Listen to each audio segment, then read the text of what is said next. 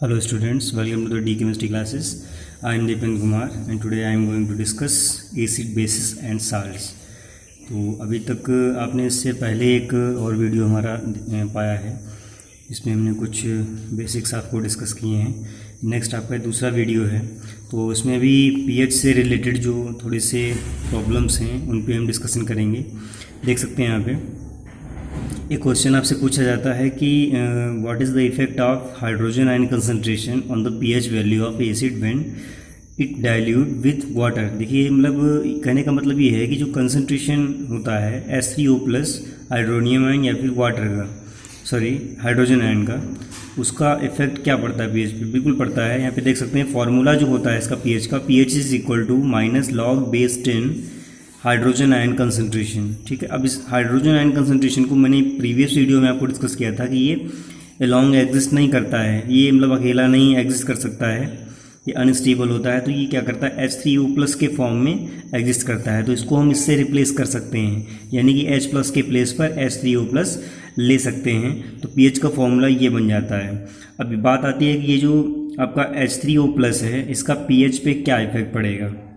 देख सकते हैं, जब एसिड को हम डाइल्यूट करते हैं तो जो हाइड्रोनियम आयन है ये आपका H3O प्लस जो है इसे हम हाइड्रोनियम आयन बोलते हैं, ध्यान रखिएगा।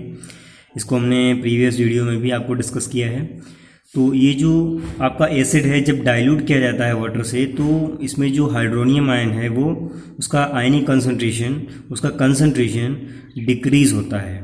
ठीक है, और जैसे ही उसका कंसंट्रेशन डिक्रीज़ होता है वैसे ही आपका जो पीएच वैल्यू है वो इंक्रीज़ हो जाता है। क्यों हो जाता है, देख सकते हैं यहाँ पे जो फॉर्मूला है इसमें साफ साफ आपको दिख रहा है कि pH is equal to minus log base 10 the concentration of hydronium ion.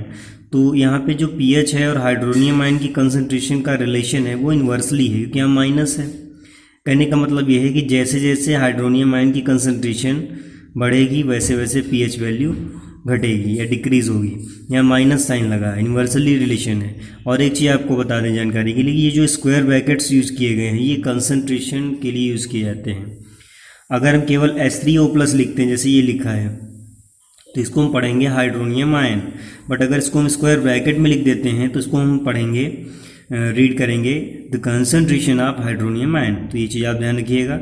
Same way में जैसे यहाँ पे H प्लस लिखा है स्क्वायर ब्रैकेट्स में, तो इसको हम पढ़ेंगे द आयनिक कंसंट्रेशन ऑफ या कंसंट्रेशन ऑफ हाइड्रोजन आयन। तो यहाँ पे एक चीज़ आपको क्लियर हो गई होगी कि जब हम किसी भी एसिड को वाटर से डाइल्यूट करते हैं तो उसमें H3O प्लस यानी H प्लस जो होता है उसका कंसंट्रेशन डिक्रीज़ होता है, और जब उसका कंसंट्रेशन डिक्रीज़ होता है तो उसकी पीएच वैल्यू बढ़ जाती है। तो ये चीज़ आप ध्यान रखिएगा। नेक्स्ट है आपका, यहाँ पे अगर इसको हम बेसिस पे अप्लाई करते हैं, ठीक है, जब कंसंट्रेशन H3O प्लस का डिक्रीज़ होता है तो बेसिक नेचर आपका क्या होता है, बेस का बढ़ जाता है। अगर बेस पे ऐसा हम करते हैं, वाटर से उनको डाइल्यूट करते हैं तो उनका जो बेसिक नेचर है वो बढ़ जाता है, ध्यान रखिएगा। और एसिडिक नेचर जो है एसिड्स का कम हो जाता है, यानी कि वो आपके स्ट्रॉन्ग एसिड नहीं रह जाते, वीक एसिड होने लगते हैं, ध्यान रखिएगा। नेक्स्ट आपको कुछ रिएक्शंस दिए हैं Na2CO3 HCl। जैसे यहाँ पे ये जो Na2CO3 है, जब कोई भी कार्बोनेट किसी एसिड से रिएक्शन करता है तो हमेशा CO2 रिलीज़ करता है। इस पर आपको भी वर्कशीट में क्वेश्चन भी मिलने हैं, ध्यान रखिएगा। ये सोडा HCl से रिएक्शन करके CO2 रिलीज़ करता है। और जो ये गैस होती है इसको आइडेंटिफाई करने के लिए लाइम वाटर से इसका टेस्ट करते हैं। लाइम वाटर में जैसे इसको हम पास करते हैं, लाइम वाटर आपका मिल्की हो जाता है, और अगर फर्दर इसको कुछ देर और पास करते रहते हैं तो वो फर्दर फिर से उसका जो मिल्की कलर होता है वो डिसअपीयर हो जाता है, एकदम क्लियर सोल्यूशन बनता है। तो इसमें हम कुछ चीज़ें और भी डिस्कस करेंगे। देख सकते हैं यहाँ पे दो आपके कार्बोनेट हैं, सोडियम बाइकार्बोनेट, सोडियम कार्बोनेट, दोनों ही आपके CO2 प्रोड्यूस करते हैं। इन पे आपके शॉर्ट आंसर टाइप के क्वेश्चंस, न्यूमेरिक मल्टीपल चॉइसेस भी बनते हैं, असर्शन रीजन टाइप के भी बनते हैं, तो इन्हें ध्यान रखिएगा। Baking soda and soda ash. उसके बाद नेक्स्ट है, यहाँ पे भी जिसकी हम चर्चा कर रहे थे कि अगर इसको लाइम वाटर से पास करते हैं, ये आपका कैल्शियम हाइड्रोक्साइड लाइम वाटर बोला जाता है। इससे जैसे ही पास करते हैं तो जो वाइट कलर आता है, जो वाइटनेस आती है सोल्यूशन में, वो कैल्शियम कार्बोनेट के बनने की वजह से आती है, इसके फॉर्म होने की वजह से आती है। क्योंकि यहाँ पे इसका जो कलर है वो वाइट होता है, जो कैल्शियम कार्बोनेट है इसका वाइट PPD फॉर्म होता है। अब बात आती है इसको जब हम एक्सेस में पास करते हैं CO2 को लाइम वाटर में, तब ऐसा क्या होता है देख सकते हैं। जैसे मान लिया ये आपका बन गया, मिल्की कलर आ गया, उसके बाद आपने उसको पास करना बंद नहीं किया, आप फर्दर उसको पास करते ही चले जा रहे हैं, तो होगा क्या, ये जो कैल्शियम कार्बोनेट ये फर्दर फिर से रिएक्ट करता है कैल्शियम कार्बोनेट से CO2 और बनाता है कैल्शियम बाइकार्बोनेट। ये जो कैल्शियम बाइकार्बोनेट है ये सॉल्यूबल होता है वाटर में। जैसे ही ये बन जाता है तुरंत आपका जो मिल्की कलर है वो डिसअपियर हो जाता है। अब क्वेश्चन अगर आता है आपसे पूछा जाता है कि व्हाई दिस इज हैपन, कि मतलब जो मिल्की कलर ये क्यों डिसअपियर हो जाता है, तो आप कह सकते हैं उसमें दे सकते हैं आंसर में, because of the formation of calcium bicarbonate which is soluble in water. ठीक है, ये आपका रीज़न हो जाएगा disappearance of milky colour of lime water. ठीक है, तो ये जो आपके रिएक्शंस हैं ये काफ़ी इंपॉर्टेंट हैं, छोटे छोटे क्वेश्चन से काफ़ी बनते हैं, तो इन्हें आप ध्यान रखिएगा। नेक्स्ट है कुछ आपके रिमेंबर्स पॉइंट हैं, इनको आपको याद रखना है, देख सकते हैं यहाँ पे पीएच से रिलेटेड है। Our body works with in the pH range 7.0 to 7.8। देखिए ये जो पीएच रेंज है हमारी बॉडी इसी में वर्क करती है। अगर इससे कम या ज़्यादा पीएच हो जाता है तो तुरंत आपकी बॉडी में डिसऑर्डर क्रिएट हो जाते हैं, ध्यान रखिएगा। उसके बाद नेक्स्ट है the pH value of blood is 7.4। Blood का जो पीएच है वो 7.4 है। कभी क्वेश्चन भी किया गया है एक बार कि what is the nature of blood, तो नेचर ऑफ ब्लड आपको पता चल गया होगा 7.4 है, that's means greater than 7 pH है, तो उसका मतलब एल्कलाइन होगा, यानी कि बेसिक नेचर का होता है, ध्यान रखिएगा ऐसे। नेक्स्ट है pH value of milk magnesia. ये आपका एक एंट एसिड होता है जिसकी पीएच वैल्यू 10 होती है। ठीक है, ये एसिडिटी को रिमूव करने के लिए यूज़ किया जाता है एंट एसिड। स्टमक में कभी कभी शॉर स्मेल, मतलब वो ऊपर की तरफ वोमिटिंग टाइप की फील होती है, तो उसमें इसको रिमूव करने के लिए, या हमारे स्टमक में जो HCl है उसका एक्सेस अमाउंट फॉर्म हो जाता है तो उसको रिमूव करने के लिए इस तरह के कुछ एंट एसिड्स हैं जिनको हम यूज़ करते हैं। ठीक है, तो इनका पीएच जो है मिल्का मैग्नीशिया का, इसका फॉर्मूला होता है मैग्नीशियम हाइड्रोक्साइड, ध्यान रखिएगा, उसका सोल्यूशन होता है ये, तो इसका 10 pH होता है, ध्यान रखिएगा। उसके बाद में है next when the pH of rain water is less than 5.6। ठीक है, जब आपका रेन वाटर है उसका पीएच 5.6 से कम होता है तो उसको हम एसिड रेन बोलते हैं, ध्यान रखिएगा। ये भी आपका मल्टीपल चॉइस में क्वेश्चन आ सकता है, ध्यान रखिएगा। When acid rain follow into the reverse, या जो आपका एसिड रेन वाटर है जब वो रिवर के वाटर में मिक्स होता है तो ये जो रिवर का वाटर है इसका पीएच वो क्या करता है, लो कर देता है, डिक्रीज कर देता है, ध्यान रखिएगा। उसके बाद नेक्स्ट है द एटमॉस्फेयर ऑफ वीनस। ठीक है, वीनस एक आपका प्लैनेट है। It makes the thick white and yellowish cloud of H2SO4। ये जो एक बहुत ही पतली लेयर होती है उसके एटमॉस्फेयर में, हल्की सी येलो कलर की, वो आपकी H2SO4 की होती है, ध्यान रखिएगा। As general knowledge HCl present in stomach helps digestion of food without harming stomach. कहने का मतलब जो HCl एक एसिड है जो हमारे स्टमक में फूड को डाइजेस्ट करने में हमारी हेल्प करता है, बट स्टमक को कोई भी प्रॉब्लम नहीं करता है, कोई भी हार्म नहीं करता है। नेक्स्ट है आपका for the removal of excess of and acid in stomach some bases are use. देखिए ये जो आपकी एंड एसिड है, जब अभी हम आप इसकी अभी ऊपर चर्चा कर चुके हैं मिल्का मैग्नीशिया की, तो वो आपका एंट एसिड ही था। तो जितने भी एंट एसिड होते हैं वो अल्कलाइन नेचर में होते हैं, इसलिए वो एक्सेस ऑफ एसिड को रिएक्ट करके क्या करते हैं, उसको रिमूव कर देते हैं, उसको न्यूट्रलाइज कर देते हैं। यहाँ पे लिखा भी है that neutralizes the excess of acid. तो इस पॉइंट से आपके क्वेश्चन आ सकते हैं, ध्यान रखिएगा। यहाँ पे हमने आपको कुछ एंट एसिड्स भी दे दिए हैं जिनका यूज़ करते हैं एक्सेस ऑफ एसिड को रिमूव करने के लिए। Milk of magnesia, magnesium hydroxide, ठीक है, ये आपका MgOH का वोल्ट वाइज फॉर्मूला होता है। सोडियम बाइकार्बोनेट, ये भी आपका होता है। फिलिप्स मिल्क्स, देखिए फिलिप्स मिल्क्स या फिर मिल्क ऑफ मैग्नीशिया दोनों एक ही बातें हैं, ध्यान रखिएगा। काल्ट्रेट कैल्शियम कार्बोनेट है। एलमैग, ये आपका एल्यूमिनियम हाइड्रोक्साइड और मैग्नीशियम हाइड्रोक्साइड का मिक्सचर होता है। ये आपके कुछ एंटासिड्स हैं, ध्यान रखिएगा, कभी कभी पूछ लिया जाता है नेम द 2 एंटासिड्स, ठीक है, व्हाट आर एंटासिड्स। तो आपका एंटासिड्स जो है उसका डेफिनेशन आपको क्लियर है, मैंने आपको इतने पॉइंट्स दिए हैं, इसमें से मैंने इसको डिस्कस भी किया है कि क्या एंटासिड होता है। कुछ ऐसी एल्कलाइन सब्सटेंसेस जो आपके एक्सेस ऑफ वाटर को रिमूव करने में यूज़ की जाती हैं। कहाँ यूज़ की जाती हैं? इन स्टमक के अंदर, तो वो आपके एंटासिड होते हैं। तो ये सिंपल है, इसमें कोई दिक्कत नहीं आनी चाहिए। नेक्स्ट पॉइंट है टूथ डिके स्टार्ट्स, जो आपके कैविटी फॉर्मेशन होता है, टूथ में जो दांतों में जो कैविटी बन जाती है, ये कब बनती है? जब आपके माउथ का pH 5.5 से कम हो जाता है, ध्यान रखिएगा। और इसको अगर आपको हटाना है तो क्या करते हैं, इसमें आपको आफ्टर ईटिंग ब्रश करना चाहिए। जो आपका टूथपेस्ट होता है वो बेसिक होता है, ठीक है, तो वो क्या करता है, इस pH को फिर से बढ़ा देता है, ताकि जिससे कैविटी होने के चांसेस कम हो जाते हैं।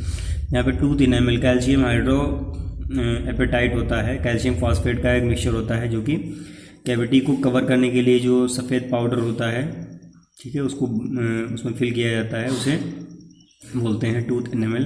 ध्यान रखिएगा, कैल्शियम फॉस्फेट होता है ये। उसके बाद नेक्स्ट है use of toothpaste prevent the tooth decay. ये भी हम डिस्कस कर चुके हैं, क्योंकि ये आपके जनरली बेसिक नेचर के होते हैं। ये न्यूट्रलाइज कर देते हैं एक्सेस ऑफ एसिड जो आपका टूथ पे फॉर्म होता है, जिसकी वजह से कैविटी जनरेट होता है। हनी बी, देखिए ये आपका एक हनी बी जो आपका एक उसके स्टिंग में एक एसिड होता है जो अपने वो सेल्फ डिफेंस के लिए यूज़ करती है। तो उसका जो नेम है वो मेथेनोइक एसिड है, ठीक है। इसका फॉर्मूला होता है HCOOH, यहाँ पे मैं लिखे दे रहा हूँ उसको, HCOOH, ये इसका केमिकल फार्मूला है, लर्न रखिएगा, ठीक है। इसको बोलते हैं मेथेनोइक एसिड। ये एंट के स्टिंग्स में पाया जाता है। जब कोई उसके आसपास जाता है, उसको हार्म करने की कोशिश करता है, तो वो क्या करता है, उसको पिंच कर देता है, उसके थ्रू ये एसिड उसकी बॉडी में इंटर कर जाता है, जिससे काफ़ी इरिटेशन या फिर पेन होने लगता है। तो ये चीज़ ध्यान रखिएगा, सेल्फ डिफेंस के लिए ये बीज यूज़ करते हैं।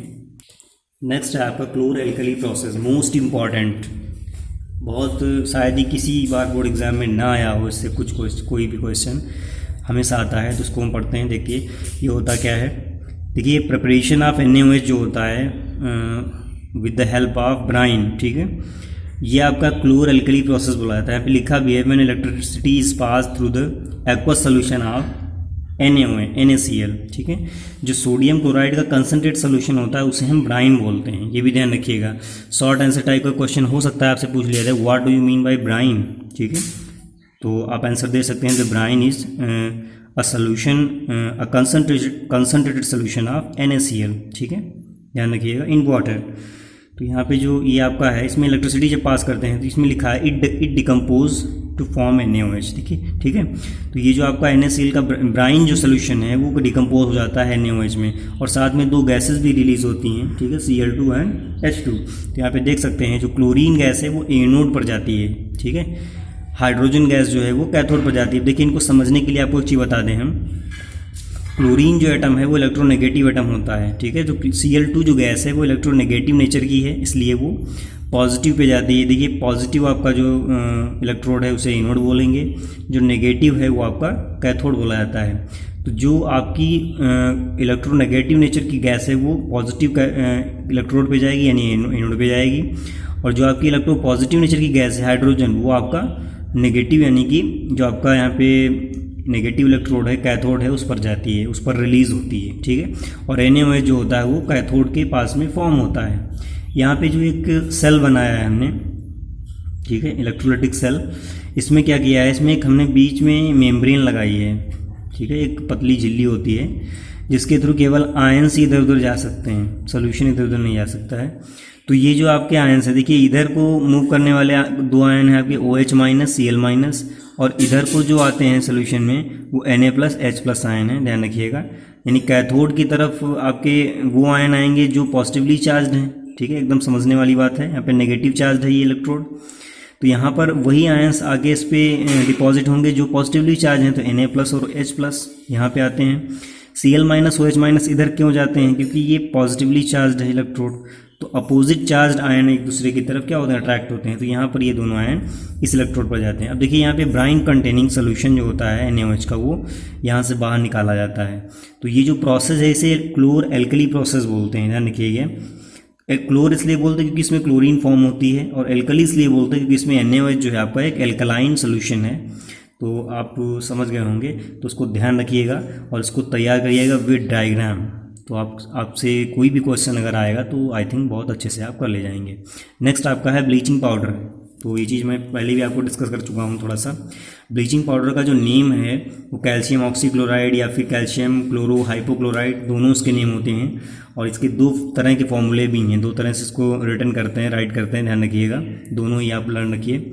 अब इसका फॉर्मेशन कैसे होता है ये भी बता दें आपको कि स्लैग्ड लाइम जो होता है कैल्शियम हाइड्रोक्साइड, इस पर क्लोरीन का रिएक्शन कराया जाता है और आपका bleaching powder and water form होता है। ये क्वेश्चन आपका ऐसे भी आ सकता है, what happens when slagged lime react with Cl2। तो आप आंसर क्या देंगे, when slagged lime react with Cl2 the bleaching powder is form, ठीक है। और ये रिएक्शन आप मेंशन करेंगे, तो इस रिएक्शन को आप अच्छे से लर्न कर लीजिएगा।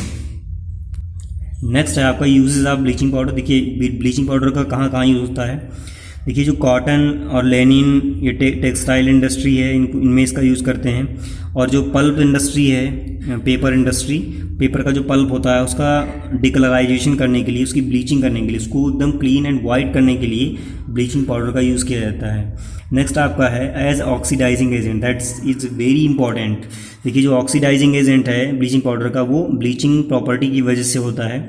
अब ब्लीचिंग प्रॉपर्टी या ब्लीचिंग एक्शन क्या होता है ये बता दें आपको। देखिए ब्लीचिंग पाउडर जो है मॉइस्चर या वाटर से रिएक्शन करके हाइपोक्लोरस एसिड बनाता है, HClO, इसको हाइपोक्लोरस एसिड बोलते हैं, ठीक है। तो ये आपका हाईली अनस्टेबल होता है, ये तुरंत डिकम्पोज हो जाता है HCl एंड नेसेंट ऑक्सीजन में, ध्यान रखिएगा, नेसेंट ऑक्सीजन। ये जो स्क्वायर ब्रैकेट में हमने इसको लिखा है ये नेसेंट ऑक्सीजन है, ठीक है। इसको ऐसे रिप्रेजेंट किया जाता है, सिंगल एटम। तो ये आपका हाईली अनस्टेबल होता है, ये तुरंत क्या करता है, जो आपके सब्सटेंस होते हैं उनके कलर से रिएक्शन करता है, कलर सब्सटेंस से, और उनको डिकलराइज कर देता है, यानी कि उनको कलरलेस कर देता है। तो ये जो डिकलराइजेशन प्रोसेस है ये आपका एक ब्लीचिंग प्रॉपर्टी है या ब्लीचिंग एक्शन है। और ये किसके थ्रू होता है, ये ऑक्सीडेशन के थ्रू होता है। देख सकते हैं यहाँ पे जो कलर्ड सब्सटेंस हैं उसमें ऑक्सीजन का एडिशन हो जाता है, ऑक्सीडेशन हो जाता है। जैसे ऑक्सीडेशन हो जाएगा तुरंत वो कलरलेस हो जाएगा, उसका कलर चला जाएगा। तो ये एक इम्पॉर्टेंट एक्शन है, इस पर क्वेश्चन भी आपसे पूछे जा सकते हैं कि ब्लीचिंग पाउडर जो है वो कैसे ब्लीच कर देता है सब्सटेंसेस को। तो उसमें आप दे सकते हैं reason due to nascent oxygen, ठीक है, because bleaching powder releases nascent oxygen which react with coloured substance turns into coloured substance, ठीक है। तो ये आप इतना जो है मैटर बहुत अच्छे से इसको नोट रखिए एंड लर्न भी कर लीजिए, ये आपके काम आने वाला है। नेक्स्ट आपका है एज जर्मिसाइड। जर्मिसाइड का मतलब इसको जर्म्स को किल करने के लिए भी यूज़ करते हैं। जो ड्रिंकिंग वाटर होता है उसमें इसका थोड़ा सा अमाउंट डाला जाता है ताकि उसमें से जर्म्स हैं जो हमें हार्म कर सकते हैं वो आपके वहाँ किल हो जाएँ, मर जाएँ, ठीक है, ताकि ड्रिंकिंग वाटर जो है वो थोड़ा सा प्योर हो जाए। नेक्स्ट आपका बेकिंग पाउडर, बेकिंग सोडा जो होता है वो कैसे बनाया जाता है। देखिए इसमें किचन में काफ़ी इसका यूज होता है, टेस्टी, क्रिस्पी एंड पकौड़ाज ये जो बनाने के लिए यूज़ करते हैं, थोड़ा सा स्पंजी लाइक, तो उनमें बेकिंग सोडा का यूज़ करते हैं। इट इज़ प्रिपेयर्ड बाय, यहाँ पे देख सकते हैं, sodium chloride, water, carbon dioxide, NH3 का जो रिएक्शन है इसमें NH4Cl और सोडियम हाइड्रोजन कार्बन, इसको अमोनिया सोडा मेथड भी बोलते हैं, ठीक है, अमोनिया सोडा मेथड या फिर सॉल्वे मेथड, ये ध्यान रखिएगा। इसको जब हीट करते हैं तो डिकम्पोज भी होता है। ये रिएक्शन हमने प्रीवियस वीडियो में भी डिस्कस किया था, आपसे बोला था कि ये रिएक्शन आपको फिर से एक बार मिलेगा, तो वहाँ पे शायद ये वाले आपके जो स्पीसीज हैं वो उधर लिखे थे, ये वाला इधर लिखा था, तो देखिए उसका उल्टा है ये, तो लर्न रखने में आपको थोड़ा सा मदद करेगा। यहाँ पे बेकिंग सोडा ऐश में कन्वर्ट हो जाता है, ठीक है, ध्यान रखिएगा। नेक्स्ट है यूजेज ऑफ सोडियम बाइकार्बोनेट। तो जैसा कि मैं आपको बता चुका हूँ कि जो सोडियम बाइकार्बोनेट है उसका यूज़ स्पंजी सब्सटेंस बनाने में और बेकिंग पाउडर बनाने में किया जाता है। देखिए बेकिंग पाउडर बेकिंग सोडा में डिफरेंस है। बेकिंग सोडा आपका NaSCO3 होता है, बेकिंग पाउडर जो है बेकिंग सोडा यानी कि NaSCO3 प्लस टार्टरिक एसिड दोनों का मिक्सचर होता है, ध्यान रखिएगा, यहाँ पे लिखा भी है हमने। ये वाटर के साथ में रिएक्ट करके CO2 प्रोड्यूस करते हैं। तो ये जो CO2 होता है ये स्पंजी सब्सटेंसेस जैसे स्पंजी फूड, केक, ठीक है, ढोकला वगैरह, इस तरह की जो भी आपके सॉफ्ट फूड होते हैं उनमें यूज़ किया जाता है। यहाँ पे मैंने रिएक्शन भी मेंशन किए हैं। इसको अगर हीट करते हैं तब भी आपका CO2 फॉर्म होता है, इसको अगर एसिड से ट्रीट करते हैं तब भी आपका CO2 फॉर्म होता है। ये जो CO2 है ये क्या करता है, ये इसको स्पंजी बना देता है, इसको सॉफ्ट बना देता है फूड को। नेक्स्ट आपका है एज एंटासिड। अभी मैंने आपको डिस्कस किया था एंटासिड क्या होता है। ये जो आपका NaCO3 एज एंटासिड भी यूज़ किया जाता है। ये न्यूट्रलाइज कर देता है एक्सेस अमाउंट ऑफ एसिड्स को इन स्टमक यानी कि पेट के अंदर। नेक्स्ट आपका है एज फायर एक्सटेंजर। फायर एक्सटेंजर का मतलब आग बुझाने वाले जो ऑपरेटर्स होते हैं उसमें भी इसका यूज़ किया जाता है, क्योंकि ये हीट होने के बाद में CO2 प्रोड्यूस करता है। और CO2 आपकी क्या होती है, ये आपकी ये बर्निंग में हेल्प नहीं करती है, ये एक्सटिंजर होती है, फायर मतलब आग बुझाने में मदद करती है। तो ये चीज़ ध्यान रखिएगा। सोडा एज जो होता है वो फायर एक्सटेंजर के रूप में भी फायर एक्सटेंजर के रूप में भी यूज़ किया जाता है। नेक्स्ट आपका है washing powder, washing soda. Washing soda क्या है, सोडियम बाइकार्बोनेट को जब हीट करते हैं तो सोडा एस बनता है। सोडा एस का 10 वाटर मॉलिक्यूल्स के साथ क्रिस्टलाइजेशन किया जाता है, तो ये आपका बन जाता है वॉशिंग सोडा। वॉशिंग सोडा का मतलब जो कपड़े धुलने वाले जो साबुन वगैरह होते हैं उसमें इसका यूज़ किया जाता है। इसके यूजेस भी देख लेते हैं। It uses glass and soap. Soap यानी कि अभी मैंने आपको बताया था सोप साबुन वगैरह में यूज़ किया जाता है, एंड पेपर इंडस्ट्री।